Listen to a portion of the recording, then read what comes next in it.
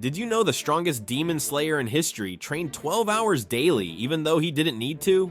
When young Yoriichi Tsugikuni first picked up a sword, he mastered sun breathing instantly. Everyone watched in shock as this quiet boy performed techniques that took others decades to learn. His brother Michikatsu burned with jealousy, watching Yoriichi's effortless perfection, but here's what nobody understood. Every single day, Yoriichi would practice the same forms thousands of times. Hour after hour, repeating movements he had already mastered completely. His brother grew bitter, thinking it was all natural talent. The truth was different. Yoriichi wasn't training to get stronger, he was training out of respect for the craft. He refused to let his gifts make him lazy or careless. That daily discipline turned natural talent into legendary status. Your potential means nothing without consistent effort. Even gods need to grind daily.